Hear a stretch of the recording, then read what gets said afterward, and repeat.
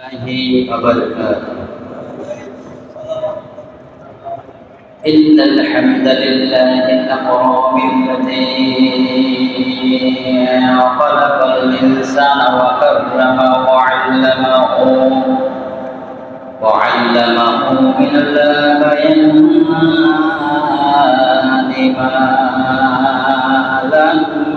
ما يعلم. فسبحان الذي لا يحصى امتنانه باللسان ولا بالقلم، ونشهد أن لا إله إلا الله وحده لا شريك له، ونشهد أن سيدنا وحبيبنا ومولانا محمدا عبده ورسوله الذي أرسله بالحق بشيرا ونذيرا وداعيا إلى الله بإذنه وسراجا منيرا. فقد قال الله تعالى في كلامه المجيد والفرقانه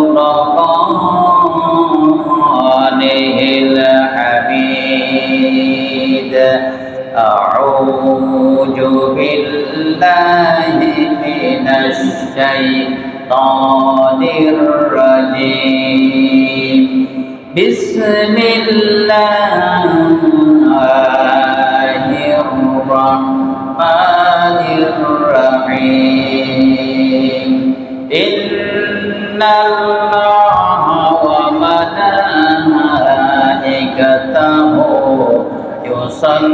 يصلون على النبي يا أيها الذين آمنوا صلوا عليه وسلموا تسليما.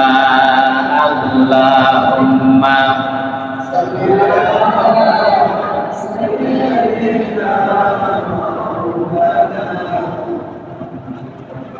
وعلى آله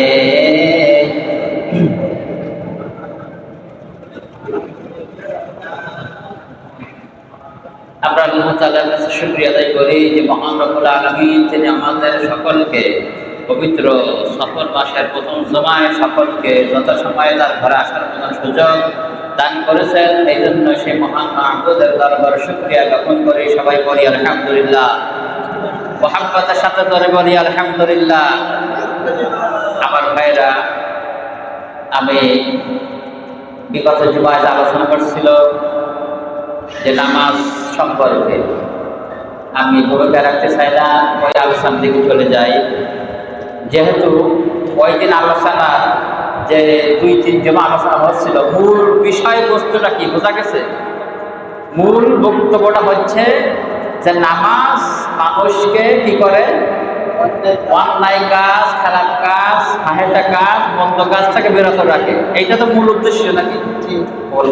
আল্লাহ তাআলা বলছে ইন্নাস সালাতা তানহা আনিল ফাহশাই ওয়াল মুনকার। নিশ্চয়ই নামাজ মানুষকে খারাপ কাজ থেকে বিরত রাখে, মন্দ কাজ থেকে বিরত রাখে, বা ফাসাদ থেকে বিরত রাখে।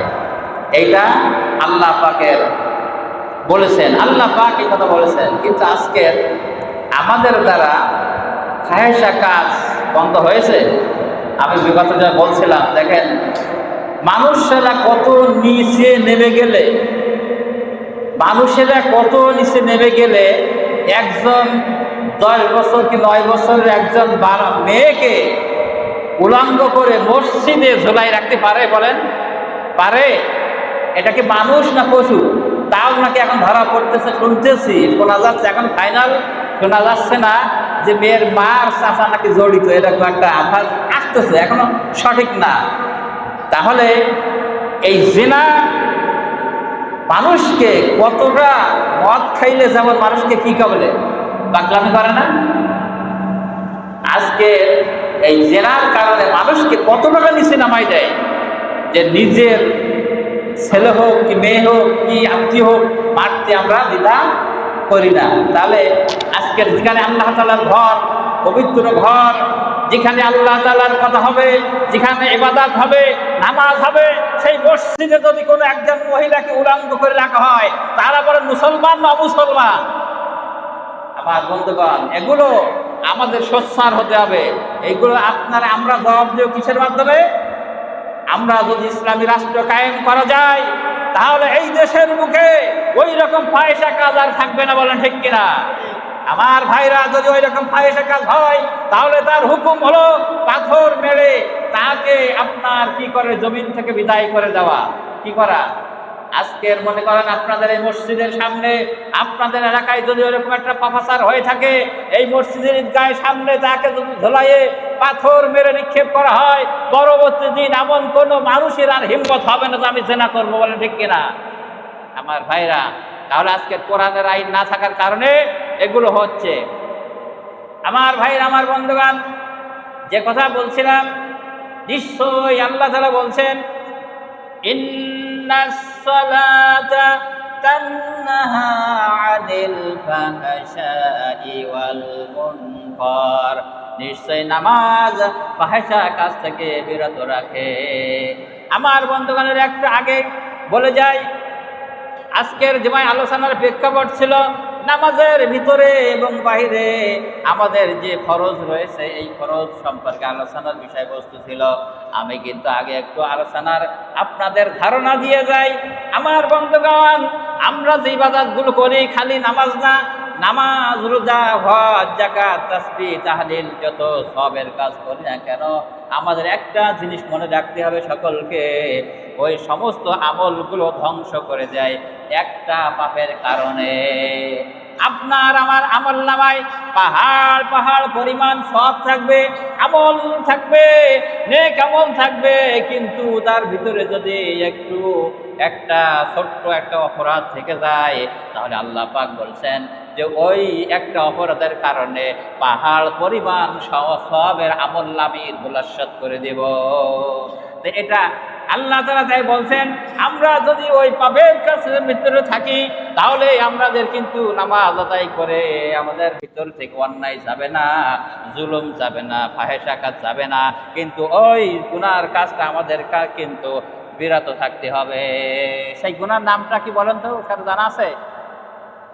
আমার বন্ধুগণ, সেই গুনাহটা হলো শিরিক। কি সেই গুনাহটা? শিরিক। আমাদের ভিতরে, আমাদের অন্তঃকরণের ভিতরে যদি শিরিক থাকে, তাহলে আমাদের আমলগুলো পাহাড় সমান আমল থাকবে।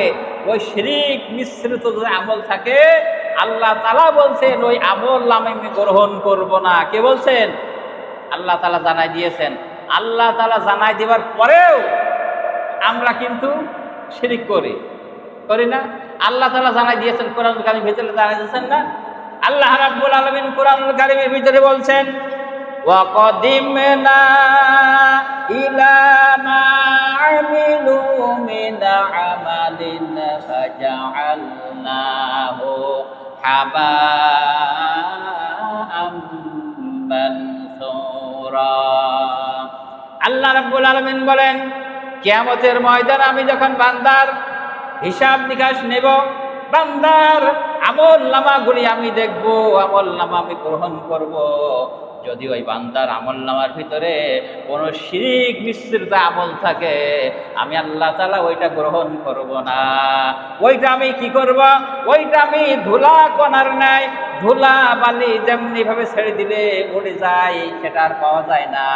আল্লাহ তাআলা বলেন, ওই শিরিক মিশ্রিত আমল যদি কোনো বান্দার থাকে, তাহলে আমি ওইটা ধুলা বালির ন্যায় উড়াই দেব।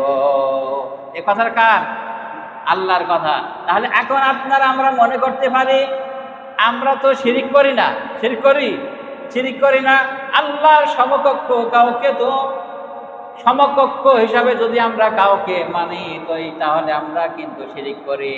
কিন্তু আমরা এখন প্রশ্ন হতে পারে যে আমরা তো আল্লাহর সমকক্ষ কাউকে বানাই না, আমরা তো মুশরিক না, আমরা তো মূর্তি পূজা করি না, তাহলে আমরা শিরিক করি কিভাবে? প্রশ্ন আসে না? আমরা শিরিক করি কিভাবে? আমার ভাইরা, আমার বন্ধুগণ, ভালো করে আলোচনার দিকে খেয়াল করেন। আজকের আমাদের ভিতরে মা বোনেরা যারা আসছেন আজকের জুমায়, এই আলোচনাটা একটুখানি মন দিয়ে শোনেন, যেহেতু এই শিরিকের বিষয়টা মা বোনেরা আরো বেশি বেশি করে থাকে। এই জন্য যদি এইগুলো করে থাকেন তাহলে কিন্তু আমল সবগুলো নষ্ট হয়ে যাবে। আমার ভাইরা, আমার বন্ধুগণ, এই শিরিক আমাদের দ্বারা কিভাবে হয় লক্ষ্য করে দেখেন। একটা উদাহরণ দেই। এখানে মসজিদে আপনারা যত মুসল্লি আসছেন, মা বোনেরা যারা আসছেন, প্রত্যেকের অসুস্থতা আছে না নাই? কম বেশি আছে না? আছে না নাই? অসুস্থতা রয়েছে। এই অসুস্থতা থাকার কারণে অনেকের বেশি অসুস্থতা হয়। হওয়ার পরে ওই ব্যক্তি কোনো না কোনো ডাক্তার কিংবা কোনো হাকিম কিংবা কবিরাজের কাছে গেলে তারও আরোগ্য হয়ে যায়, সেরে যায়। ছেড়ে যাওয়ার পরে আমি তখন বলি, ওই মুখ জায়গা ডাক্তারকে আমি দেখাইছিলাম, ওই ডাক্তার এমন একটা ওষুধ দিয়েছে যার কারণে আমার রোগ সেরে গেছে।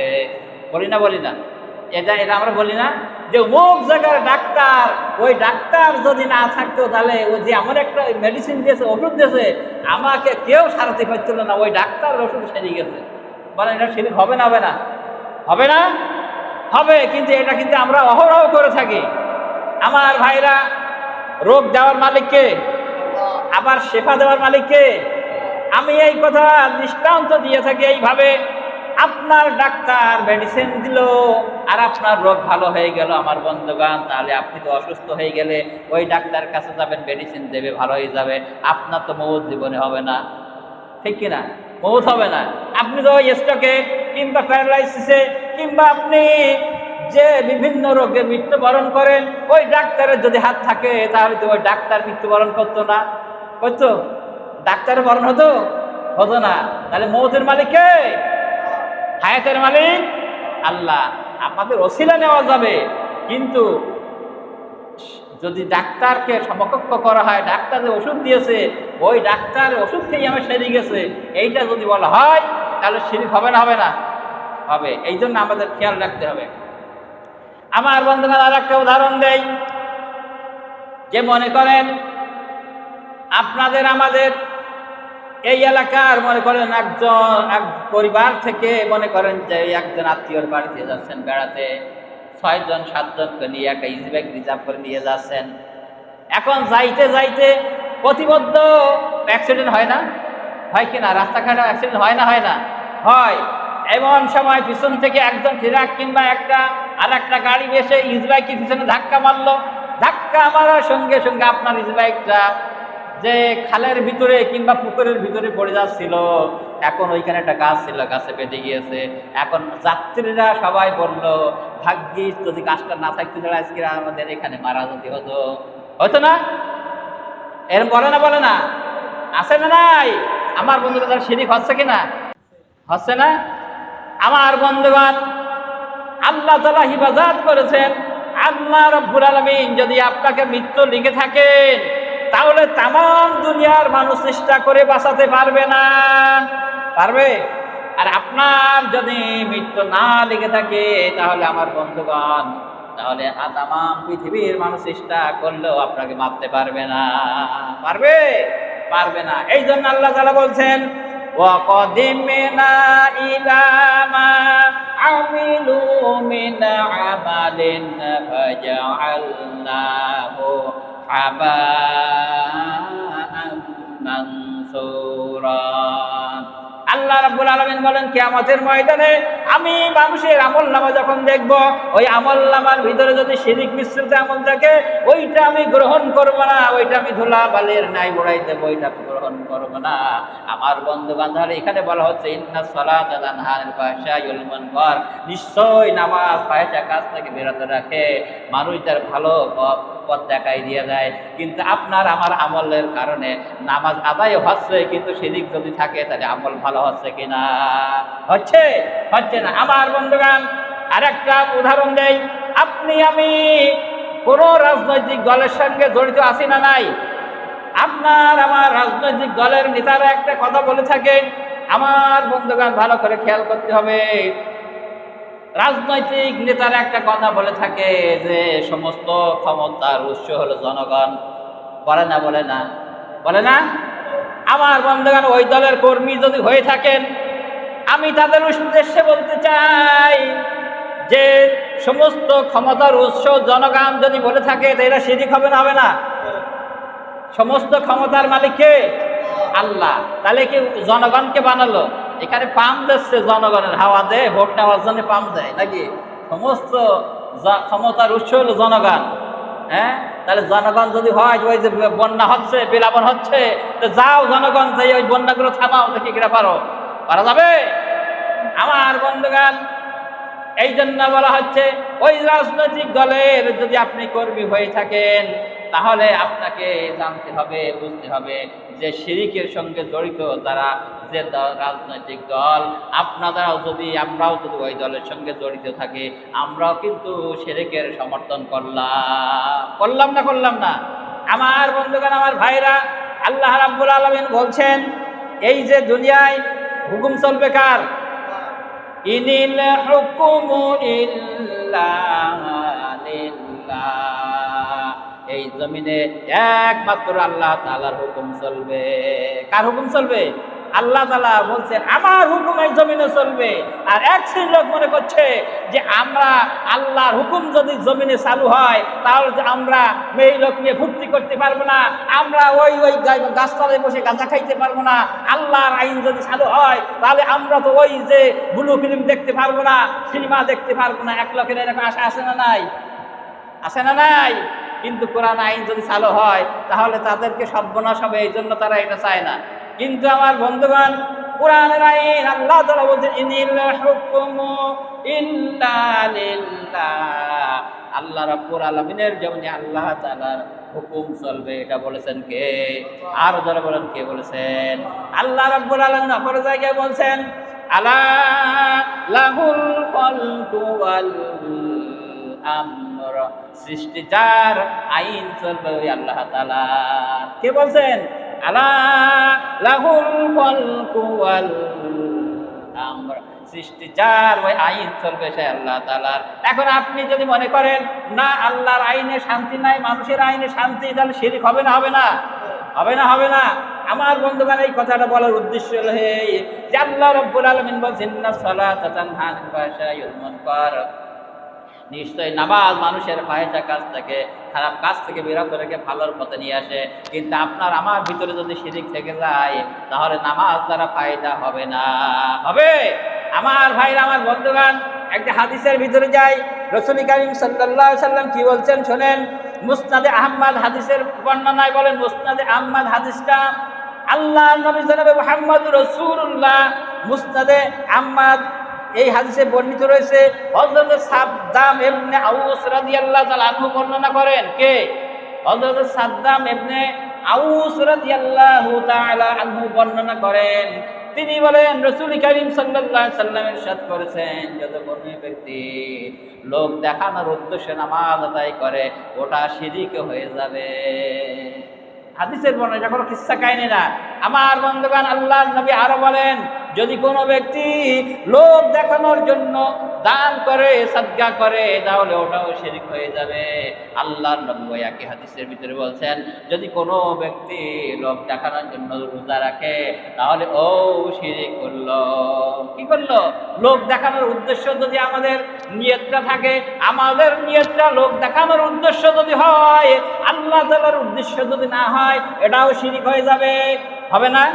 শিরক হবে না? যেহেতু রাসূলের হাদিস থেকে আমরা আজকের জুমায় যারা আসছেন, আমি তাদের কাছে আহ্বান করতে চাই, অনুরোধ জানাতে চাই, আমার বন্ধুগণ, আমরা এই সমস্ত শিরক থেকে বেঁচে থাকার জন্য চেষ্টা করব। আমার বন্ধুগণ, আর একটা হাদিসের ভিতর বর্ণনা আছেন, বুখারী এবং মুসলিম শরীফের হাদিস। বুখারী এবং মুসলিম শরীফের দুই বর্ণনায় আছেন। আমার বন্ধুগণ, হযরত মুআয ইবনে জাবাল রাদিয়াল্লাহু তাআলা আনহু হইতে বর্ণিত।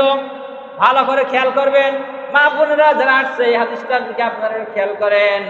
মুআজ ইবনে জাবাল রাদিয়াল্লাহু তাআলা আনহু হইতে বর্ণিত, তিনি বলেন, একবার আমি আর আমার রাসূল করিম সাল্লাল্লাহু আলাইহি সাল্লাম সফরে বাইর হইলাম একটা গাধার পিঠে আরোহণ করিয়া। কিসের পিঠে? একটা গাধার পিঠে আরোহণ করে আমি আর আমার রাসূল সাল্লাল্লাহু আলাইহি সাল্লাম বাইর হইছিলাম। যাইতে যাইতে প্রতিমধ্যে আমি আমার রসুলকে একসঙ্গে ছিলাম, আমি তার পিছনে ছিলাম, গায়ে গা লাগাইছিলাম। এই অবস্থা যখন হলো, আমার বন্ধুগণ হযরতে মুআজ রাদিয়াল্লাহু তাআলা আনহু বলছেন, প্রতিমধ্যে যাইতে যাইতে আমার নবী আমাকে ডাক দিলেন, মুআজ। আমি বললাম, লাব্বাইকা ওয়া সাদাইক, হুজুর আমি হাজির। আল্লাহ নবী বললেন, মুআজ বলো তো, বান্দার প্রতি আল্লাহর হক কি আর আল্লাহর প্রতি বান্দার হক কি? বোঝা গেল কথাটা? এই যে মানুষ আমরা, আমাদের আল্লাহর প্রতি হক কি আর আল্লাহর আমাদের প্রতি হক কি, এই দুটো এই দুটো জিজ্ঞেস করলো। মুআজ রাদিয়াল্লাহু তাআলা আনহু বললেন, আল্লাহ এবং রসুল সবচাইতে ভালো জানেন ইয়া রাসূলুল্লাহ, আল্লাহ এবং রসুল সবচাইতে ভালো জানেন। আল্লাহ রসুল জানাবে মুহাম্মদুর রাসূলুল্লাহ সাল্লাল্লাহু আলাইহি সাল্লাম বললেন, মুআজ, বান্দার যখন আমল করবে, বান্দা যখন ইবাদত করবে, ও ইবাদতের ভিতরে যদি কোনো শিরিক না থাকে, শিরিক মুক্ত যদি ইবাদত করে, ওইটা হলো বান্দার হক আল্লাহর প্রতি। কি হলো? আল্লাহ তাআলা এখানে একদম বুখারী মুসলিম শরীফের হাদিস, যেখানে আল্লাহ রাসূল সাল্লাল্লাহু আলাইহি সাল্লাম বলছেন যে বান্দার হক হলো ওই ব্যক্তি যখন ইবাদত করবে, ওই ইবাদতের ভিতরে কোনো শিরিক থাকবে না, তখন এইটা হলো বান্দার হক। আর আল্লাহর হক কি? আল্লাহ রাব্বুল আলামিন যখন কিয়ামতের ময়দানে বান্দার আমলনামাগুলো দেখবেন, তখন আল্লাহ তাআলার হক হলো, যদি শিরিক মুক্ত আমল দেখেন, তার আল্লাহর হক হলো ওই ব্যক্তিকে আল্লাহ তাআলা জাহান্নামে দিবে না। কি করবে না? আল্লাহর নবী বলছেন ওই ব্যক্তিকে জাহান্নামে আল্লাহ পাক দেবে না। তাহলে শিরিক কত বড় একটা গুনাহ। আমার বন্ধুগণ, আমাদের অজান্তে অনেক কিন্তু শিরিক হয়ে যাচ্ছে। এই জন্য আমরা শিরিক থেকে বেঁচে থাকার জন্য চেষ্টা করব। আমার ভাইরা, আল্লাহর নবী জনাব মুহাম্মদুর রাসূলুল্লাহ সাল্লাল্লাহু আলাইহি সাল্লাম একদিন বসে আছেন, এমন সময় একজন লোক আসলো, তার হাতে একটা ভাঙ্গা একটা মূর্তি রয়েছে, ভাঙ্গা একটা মূর্তি হাতে করে নিয়ে আসলো, রসুলের দরবারে আসলো, এসে বললো, ইয়া রাসূলুল্লাহ, ইয়া হাবিবাল্লাহ, আমি একজন মুশরিক ব্যক্তি, আমি এসেছি আপনার দরবারে ইসলাম গ্রহণ করার জন্য আমি এসেছি, আপনি আমাকে তাওহীদের কলেমা পড়াইয়া মুসলমান তৈরি করে দিয়ে দেন। আল্লাহর নবী জনাব মুহাম্মদুর রাসূলুল্লাহ সাল্লাল্লাহু আলাইহি সাল্লাম ওই ব্যক্তিকে জিজ্ঞেস করলো যে, তোমার হাতে যে একটা মূর্তি দেখছি, এটা ভাঙ্গা কেন? ওই ব্যক্তি বলল, ইয়া রাসূলুল্লাহ, এর বড় কাহিনী আছে। বলল, কাহিনীটাকে আমাকে একটু শোনাও। কাহিনীটা কি? এই কাহিনীটা আমাকে একটু শোনাও। আমার বন্ধুগণ, ওই ব্যক্তি যখন বর্ণনা করলো, ইয়া রাসূলুল্লাহ, এই মূর্তিটা আমরা খোদা বলে মানি। কি মানি? খোদা বলে মানি। আমরা যখন বাইরে যাই, তখন মূর্তি একটা করে সঙ্গে কাছে করে নিয়ে যাই। যদি বাইরে আমি কোনো বিপদে পড়ি, আমার খোদা আমাকে ঠেকাবে, হেফাজত করবে। দরকার নাউযুবিল্লাহ, এই খোদা আমাকে ঠেকাবে, হেফাজত করবে, এই জন্য এই মূর্তিটা কাছে রাখি। কিন্তু ইয়া রাসূলুল্লাহ, আজকের যখন বাড়ি থেকে বাইর হইলাম, তখন কিছু দূর যাওয়ার পরে আমার পেশাব পায়খানার হাজত হয়েছে, পেশাব পায়খানা লেগে গেছে। আমি তখন কি করি? আমি মনে করলাম এই খোদাকে সঙ্গে নিয়ে তো এই কাজ করা যাবে না। খোদা যেহেতু পবিত্র জিনিস, আর আমি পায়খানা করব, পেশাব করব, যেহেতু খোদাকে সঙ্গে নিয়ে করা যাবে না। ইয়া রাসূলুল্লাহ, আমি এই মূর্তিটাকে একটা গাছের গায়ে হেলান দিয়ে রেখে আমি একটু দূরে গেলাম পেশাব পায়খানা করার জন্য। আমি পেশাব পায়খানা সেরে যখন আসলাম, এসে দেখি, ইয়া রাসূলুল্লাহ, আমার খোদার সমস্ত শরীরটা পানি দ্বারা টপ টপ করে পড়তেছে, আর সমস্ত শরীরটা ভিজা। আমি তখন মনে করলাম খোদার গায়ে নিশ্চয়ই বরকতের পানি হবে। এই মনে করে আমি জিহ্বা দ্বারা চাটা আরম্ভ করে দিলাম। কি করলাম? শরীরে এই পানি দেখে আমি মনে করলাম খোদার গায়ে বরকতের পানি হবে, এই মনে করে আমি জিহ্বা দিয়ে চাটতে আরম্ভ করে দিলাম। দেখি ঝাঁঝ ঝাঁঝ লাগে, গন্ধ গন্ধ লাগে, টক টক লাগে। তখন যেন বমি বমি আসা একটা ভাব একটা হয়ে যায়। ইয়া রাসূলুল্লাহ, এরকম যখন হচ্ছিল আমি মনে করলাম যেহেতু খোদার গায়ে বরকতের পানি, আমি একটুখানি সামনের দিক তাকাই দেখলাম একটা কুকুর দাঁড়িয়ে আছে, ওই কুকুরের নিচি হইতে পেশাব করতেছে। আমার তখন মনে হলো এই কুকুর এই মূর্তির গায়ে, আমার খোদার গায়ে পেশাব করেছে। তখন আমার ঘৃণায় তখন বমি ওঠা ওঠা ভাব হয়ে যায়। তখন আমি এই মূর্তিটাকে, আমার এই খোদাটাকে এই গাছের গায়ে এত জোরে আঘাত মারলাম আর বললাম, আমি তো এতদিন যাবৎ এই বিশ্বাস করে রেখেছি যে আমি যদি কোনোদিন বিপদে পড়ি তাহলে তুমি আমার সাহায্য করবা, কিন্তু আজকের তোমার গায়ে যে কুকুরে পেশাব করে দিয়েছে, এই কুকুরের পেশাব থেকে তোমার গাটা, তোমার শরীরটা হেফাজত করতে পারলে না, তাহলে আমার বিপদ থেকে তুমি কিভাবে হেফাজত করবা? জোরে কোন আল্লাহু আকবার, আরো জোরে আল্লাহু আকবার। আমার বন্ধুগণ, তাহলে তাদের কি কোনো কিছু করার আছে? আছে, জোরে বলেন। বাইরিহি ওয়া শাররিহি মিনাল্লাহি তাআলা, ভালো মন্দ কার পক্ষ থেকে হয়? আমার বন্ধুগণ, হাদিসের রাবী বলছেন ওই ব্যক্তি যখন এইটা আলোচনা করতেছিল, রাসূল কারীম সাল্লাল্লাহু আলাইহি সাল্লাম মুস্কি হাসি দিয়েছিলেন। ওই দিন রাসূল কারীম সাল্লাল্লাহু আলাইহি সাল্লামের দন্ত মোবারক পর্যন্ত দেখা গিয়েছিল। আমার বন্ধুগণ, এই জন্য বলছিলাম যে আমরা কি সময় হয়ে গেছে নাকি? আমার বন্ধুগণ, এই জন্য আমরা বলছিলাম যে আমরা নামাজের বিষয়টা আলোচনা করছিলাম। তাহলে আজকের যে জুমা থেকে আলোচনাটা শুনলাম, আমাদের আগে শিরিক যেগুলো হয় এই শিরিক বাদ দিতে হবে। কি করতে হবে? শিরিক বাদ দিতে হবে। লোক দেখানো কোনো আমল করা যাবে না। আমার বন্ধুগণ, এতক্ষণ যে আলোচনাগুলো করলাম কোরআনের বা হাদিস থেকে আলোচনা, আমার বন্ধুগণ, এইগুলো আমাদেরকে ধারণ করতে হবে। এইবারে আসুন আমরা নামাজের যে ফরজ সম্পর্কে, আজকের জুমায় নামাজের ফরজ সম্পর্কে আলোচনা করতে চাইছিলাম।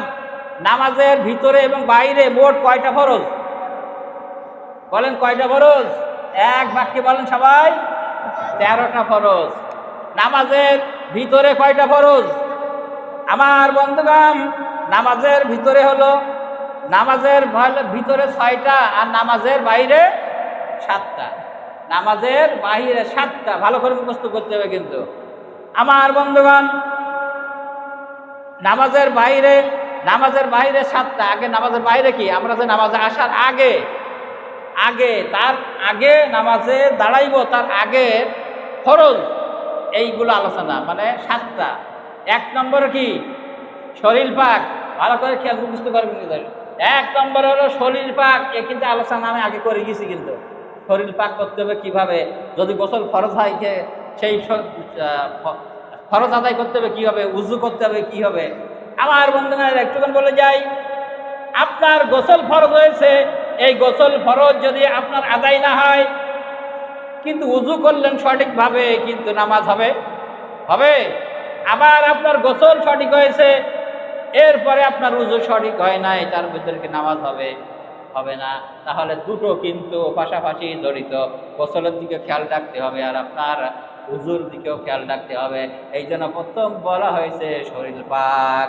2 নম্বরে বলা হয়েছে কি? জায়গা পাক। যেখানে আপনি নামাজ পড়বেন, নামাজ আদায় করবেন, ওই নামাজের জায়গাটা পাক থাকতে হবে। 3 নম্বরে বলা হয়েছে কি? কাপড় পাক। আপনি যে পোশাকটা পরে নামাজ আদায় করবেন, ওইটা পাক হতে হবে। আজকের দেখা যায় অনেকে ওই রকম যে পেশাব করে, পেশাবে ছোটা লাগে, এইগুলো খেয়াল করে না। ভেড়া কুরুপ নিয়ে যে আপনার যে পবিত্র অর্জন করতে হয়, এটা কিন্তু আমরা অনেকেই করি না। আবার অনেকে আছে, অনেক কিছু দেখায় যে পেশাব থেকে পবিত্র হওয়ার জন্য ঢেলা নিয়ে এই মসজিদের এই মাথার থেকে মানে কুরুপ নিয়ে ধরে ছোটে একবার এই মাথা যায় আর একবার ছোটে, এরকম আছে না? কিন্তু এগুলো দৃষ্টিকটু, এগুলো আল্লাহ রাসূল বলেছেন না, এগুলো করা যাবে না। আপনি কি করবেন? 1 পা 2 পা হাঁটলেন, আর যখন কুরুপটা ব্যবহার করলেন, 2 আঙ্গুল দিয়ে আপনি যদি ওইটা দিয়ে একটু টান দিয়ে দেন, 2 বার কি 3 বার টান দিলেন, আপনার যে পেশাবটা আপনার পরিষ্কার হয়ে যাবে। আমার বন্ধুগণ, অভিশাপ মাসলার দিকে পরে যাওয়া যাবে। তাহলে প্রথম হলো শরীর পাক, তারপরে হলো জায়গা পাক, তারপরে হলো কাপড় পাক, এরপরে হলো কি? সতর ঢাকা। আজকের আমাদের সতর ঢাকা হয়ে গেছে উল্টো পাল্টা হয়ে গেছে। আজকের মেয়েরা কাপড় পরে আর টাকনুর ওপরে, আর ছেলেরা পরে টাকনির নিচে, আছে না নাই? আছে না নাই? আমার বন্ধুগণ, যেখানে আল্লাহ রাসূল বলেছেন পুরুষেরা টাকনুর নিচে টাকনুর উপরে কাপড় পরতে হবে, টাকনুর উপরে পড়তে হবে, কিন্তু আমরা প্যান্ট পায়জামা এরকম পরি যে রাস্তাতে ঝুল দিতে যায়, ওখানে যে ময়লা আবর্জনা সব লেগে যায়। এই টাকনুর নিচে কাপড় পরা, এটা কি আল্লাহ রাসূল বলেছেন কবিরা গুনাহ। কি গুনাহ? কবিরা গুনাহ। এই জন্য আমরা যারা লুঙ্গি পরবো, প্যান্ট পরবো, পায়জামা পরবো, আমাদের এই খেয়াল রাখতে হবে যে টাকনুর নিচে যেন না যায়। আর যে মহিলারা তারা টাকনুর নিচে পড়বে, কিন্তু তারা আজকে দেখা যায় যে ওপরে পড়ে, পুরুষেরা নিচে পড়ে। আমার বন্ধুগণ, এরপরে 5 নম্বরে হলো কি? কেবলামুখী হওয়া। 5 নম্বরে হলো কেবলামুখী হওয়া। 6 নম্বরে হলো ওয়াক্ত মতো নামাজ আদায় করা। ওয়াক্ত মতো নামাজ আদায় করা। আজকের জুমায় যারা মা বোনেরা আসছেন, আমি কিন্তু তাদের উদ্দেশ্যে বলতে চাই, আপনারা অনেকে দেখা যায় মাগরিবের নামাজ এই গরুর একটু দাওনা দিতে, মুরগি ওঠাতে, বিভিন্ন করতে করতে নামাজ কিন্তু দেরি হয়ে যায়। অনেক আসরের নামাজও ছেড়ে দেয়। আছে না নাই? আছে না নাই? তারা ওয়াক্ত চলে যাওয়ার পরে নামাজ আদায় করে। আমরা অনেকে রয়েছে, দোকানে রয়েছে, ব্যবসায় রয়েছে, চাকরিতে রয়েছে, মনে করতেছি যে একটু পরে পড়বানে সময় চলে গেলে তারপরে যাই তাড়াতাড়ি করে আল্লাহু আকবার, কি যাই করি হোক 2-4 রাকাত পড়ে নিলাম। এই ফলে এই ওয়াক্ত মতো নামাজ আদায় করে, আপনার টাইম হয়ে গেছে, আপনার যত কাজ থাকবে আপনার নামাজ আদায় করে নিতে হবে। আলোচনা আমার বন্ধুগণ, এরপরে হলো কি? নিয়ত করা। এরপরে নিয়ত করা যে আপনি যে নামাজে দাঁড়ালেন, নামাজে দাঁড়াইয়ে নাওয়াইতু আন উসাল্লিয়া লিল্লাহি তাআলা আরবা রাকাতে, এরকম বলার দরকার নেই। এরকম দরকার নেই। আপনি দাঁড়াইলেন, কি নামাজে আসছেন? এখন জুমার নামাজে আসছেন না? এখন জুমার নামাজে আসছেন, ইমামের পিছনে যে কি ফরজ 2 রাকাত পড়বেন না? এই মনে মনে আপনি সংকল্প করাটাই নিয়ত হয়ে যাবে। আপনাকে কিন্তু অতদূর অত কিছু বলতে, অনেকে নামাজিরা বলেন আমি তো এই দোয়া কোনো দোয়া মাসুরা, তারপরে এই যে নাওয়াইতু আন উসাল্লিয়া নিয়ত, এই সমস্ত জানি না, তা নামাজ পড়ো কি করে? বলে না? আল্লাহ কিন্তু বান্দার পারবে না অসাধ্য মতো কোনো কাজ চাপাই দেয় নাই, বান্দার জন্য সহজ করে দিয়েছেন। আমার বন্ধুগণ, যেহেতু আল্লাহ সামনে রাখবেন, সময় হয়ে গেছে, আমরা নামাজের যে বাহিরে যে 7টি ফরজ এটা শুনলাম, আবার পরবর্তী দিন ইনশাআল্লাহ আল্লাহ যদি দান করেন যে সামনের জুমায় আমরা আলোচনার দিকে যাব। সেটা হলো এই যে কিয়ামতের ময়দানে মানুষ, এক শ্রেণীর মানুষ জাহান্নামে যাবে, তাদের কাছে আল্লাহ তাআলা জিজ্ঞেস করবেন যে তোমরা আজকের জাহান্নামে এসেছো কেন? আল্লাহ পাক জিজ্ঞেস করবেন তোমরা আজকে জাহান্নামে কেন আসলে? আর ওই জাহান্নামীরা কি জবাব দেবে? আমরা যদি জাহান্নামে যেতে চাই তাহলে কি জবাবটার দরকার আছে না? আবার যদি বেহেশতে যেতে চাই তাহলে এই জবাবটা জাহান্নামের কি দিল জানার দরকার আছে না নাই? তাহলে আমরা সামনে যদি আল্লাহ দান করেন তাহলে এই বিষয়ে আলোচনার দিকে অগ্রসর হব। আল্লাহ তাআলা আমাদের সকলকে যে আলোচনা হলো শিরিক মুক্তভাবে জীবন যাপন করার জন্য তৌফিক দান করুন। আমিন। ওয়া আখির দাওয়ানা আলহামদুলিল্লাহ।